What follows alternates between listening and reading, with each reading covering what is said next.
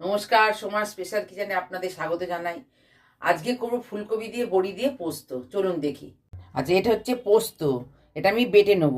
আর এটা হচ্ছে ফোড়ন দেবো, এটা কালো জিরে, এটা হচ্ছে চিনি, এটা হচ্ছে নুন, এটা হচ্ছে হলুদ, এটা হচ্ছে লঙ্কা চেরা, আর এটা হচ্ছে এইরকম ছোট ছোট করে ফুলকপিটা কাটতে হবে। এটা হচ্ছে বড়ি, এটা আমি ভেজে নেবো। আর এটা হচ্ছে সর্ষের তেল। বড়িগুলো এবার ভেজে নিচ্ছি আমি।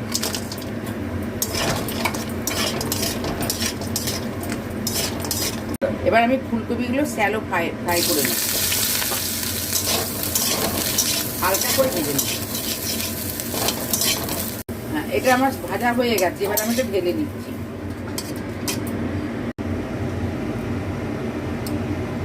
তেল দেওয়া হয়ে গেছে, এবার তেলটা গরম হয়ে গেছে, আমি এবার কালো জিরে ফোড়ন দিচ্ছি।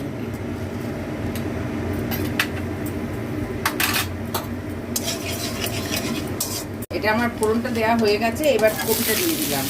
দিয়ে এবার আমি জল দেবো, এভাবে নেড়ে নিয়ে আমি জল দেবো। জল দিলাম, এবার তবে নুন দেবো। নুন দিলাম, এবার হলুদ দিলাম।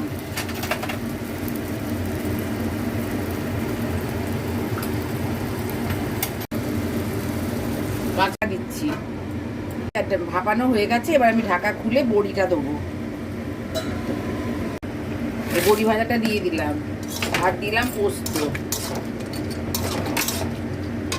তারপরে পোস্ত দেবো।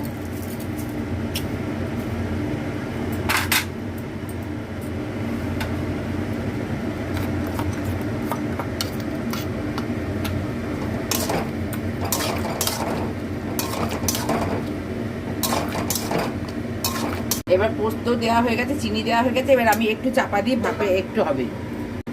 এবার আমি ঢাকাটা খুলছি, এতে আমার হয়ে গেছে। এবার এতে সর্ষের তেল ছড়িয়ে নামিয়ে নেব।